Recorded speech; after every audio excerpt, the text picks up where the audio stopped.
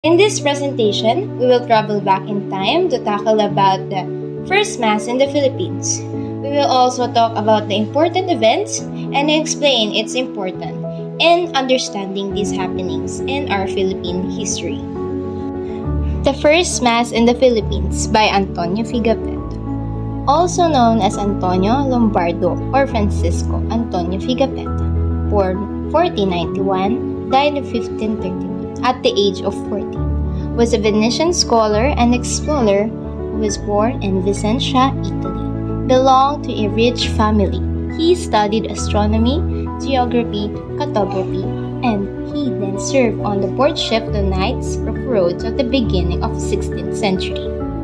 During the expedition, he served as Magellan's assistant and he kept an accurate journal, which later assisted him in translating the Cebuano language. It is the first recorded document concerning the language.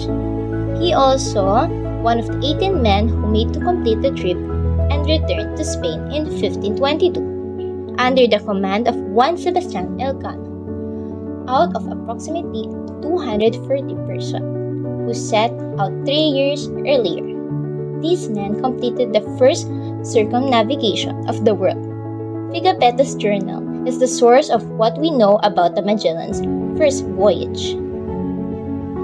On April 1, 1531, originally March 31, and Easter Sunday, on Ferdinand Magellan's expedition, the first Mass in the Philippines that conducted by Father Pedro de Valderrama.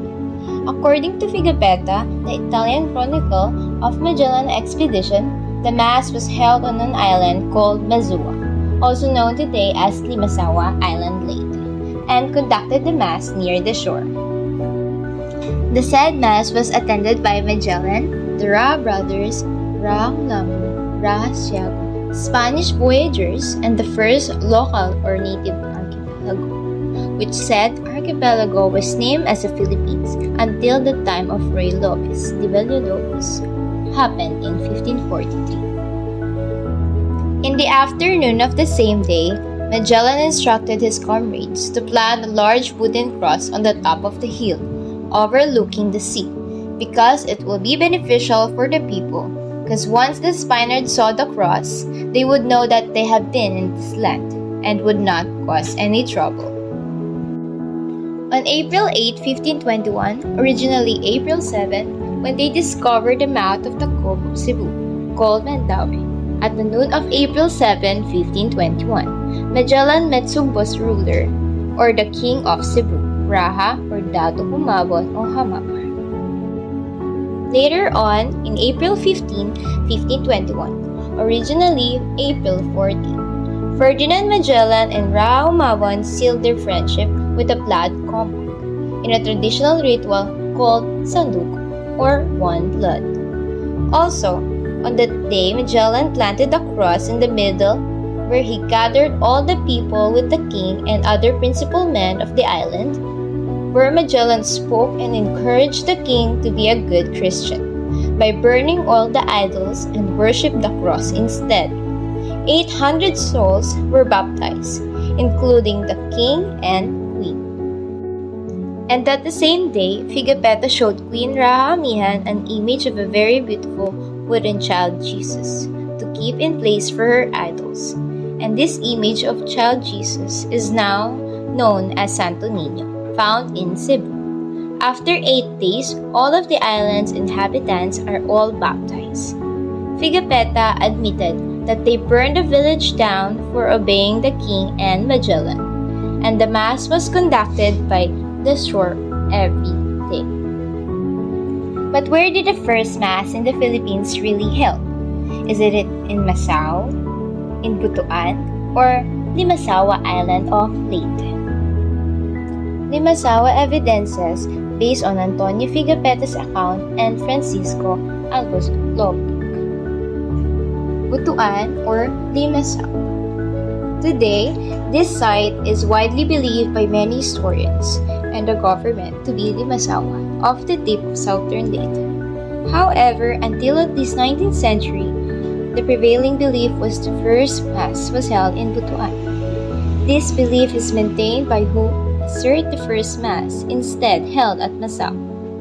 To end the conflict for the issue about the first Mass, the National Historian Commission of the Philippines, or the NHCP, has confirmed that the 1521 Easter Sunday Mass on Limasawa Island in southern Leyte was the country's first Catholic Mass. Other than that, the basis about this claim came from two accounts which is used by historians as primary sources. One is the log kept by Francisco Albo and the account of Antonio Pigafetta. Francisco Albo's account is one of the primary sources of the first Mass in the Philippines. Francisco Albo joined the Magellan expedition as a pilot of one of Magellan's flagship called Trinidad. He is one of the 18 survivors with Sebastian Elcano on the Victoria flagship. Albo began keeping his own diary known as the logbook throughout the voyage. His account of their entry in Philippine water are in the following points. Evidence of Albo's logbook. On the 60th of March 1521, as they sailed in westerly course from the land roads, spot on land towards the northwest, but owning too many shallow places. They did not approach. They found later that its name was Yunagan. On the same day, they went southwards to another small island named Suluan, and there they anchored. There they saw some canoes, but these fled at the Spaniards' approach. This island was at 9 2/3 degree north latitude. Departing from those two islands, they sailed westward to an uninhabited island of Gada, where they took the supply of food and water. The sea around the island was free from shallows. Albo does not give the latitude of this land, but from Pigafetta's testimony, this seems to be the Aquada, or Homoncon at 10 degrees north latitude. From the island they sailed westward toward a large island named Silani that was inhabited and was known to have a gold. Silani, or as Pigafetta calls it, Ceylon, was the island of Leyte. Sailing southwards along the coast of the large island of Silani, they turned southwest to a small island called Mazava. That island is also at a latitude of 9 2/3 degree north. Evidence of Albo's logbook. The people of the island of Mazua were very good. There, the Spaniards planted a cross upon the mountain top, and from there, they were shown 3 islands to west and to the southwest, where they told there was much gold.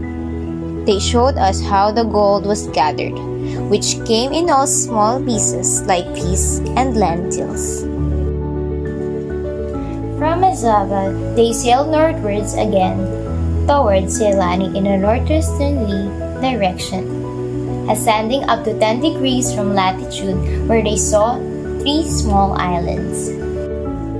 From there, they sailed westwards some 10 leagues, and there they saw 3 islets where they dropped anchored for the night. In the morning, they sailed southwest some 12 leagues down to a latitude of 10 1/3 degree. They sailed down that channel and then turned westward and anchored at the town, La Villa of Subu, where they stayed many days and obtained provision and entered into a peace pact with the local king. The town of Subu was on east-west direction with the islands of Suan, Nasaba, and Subu. There were so many shallow that boat could not go westward directly, but has no to go, as they did, in a roundabout way. In Francisco Albo's logbook, the island he calls Gada seems the Aquada of Pigafetta. They went southwards along the eastern coast of the island, then turning southwest. They came upon a small island named Mazava, which lies at a latitude of 9 2/3 degrees north, which fits the Limasaua southern tip of Leyte.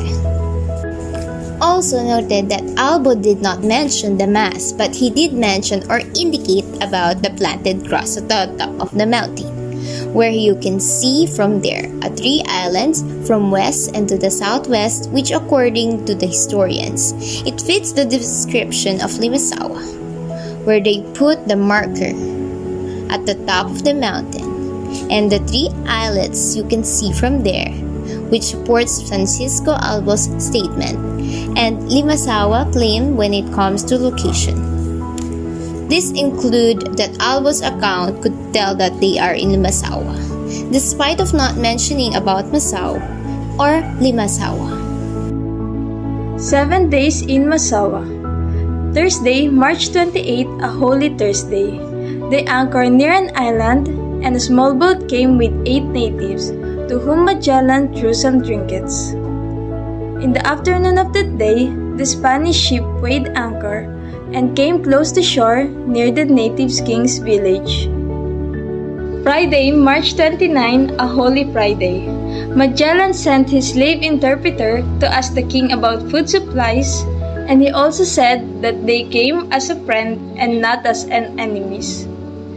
The king and his 6 or 8 men went up a Magellan's ship, and the 2 men embraced.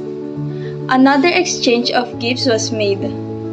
When they returned, they bring 2 members of Magellan's expeditions as guests. One of them is Pigafetta. The next day, March 30, Pigafetta and his companions spent the previous evening feasting and drinking with the native king and his son. Pigafetta and his companion took leave of their host and returned to the ships. The next day, early in the morning of March 31, Magellan sent the priest with some men to prepare for the Mass. Later in the morning, Magellan landed with 50 men and Mass was celebrated. Magellan and the Spaniards returned to the ship for the noonday meal. In the afternoon, they returned to plant the cross on the summit of the highest hill.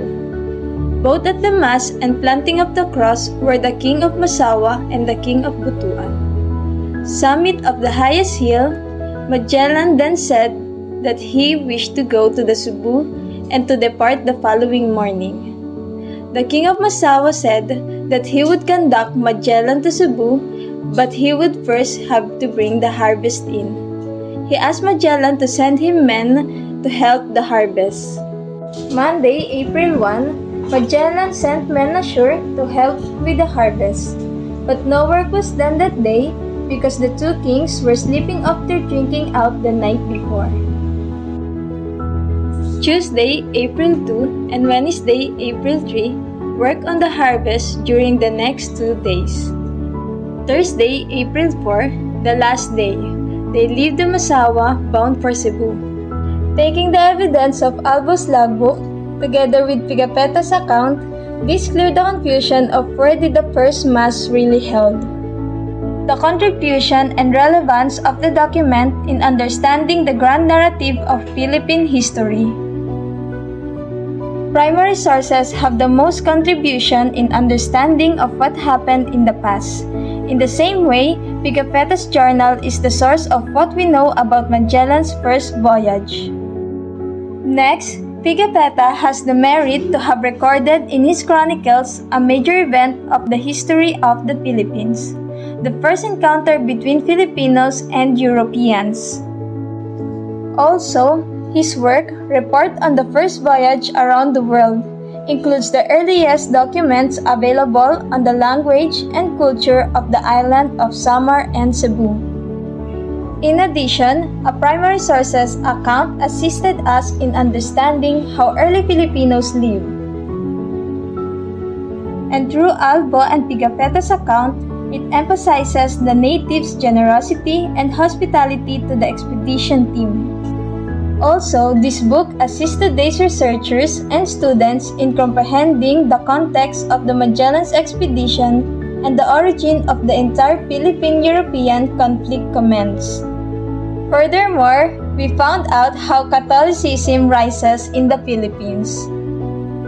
Putting it all together with the help of these recorded documents, we learned that Magellan's arrival in the Philippines paved the way for Spanish rule, introduced Christianity to the islands, and still lives on the stories and cultural practices of the Filipino people.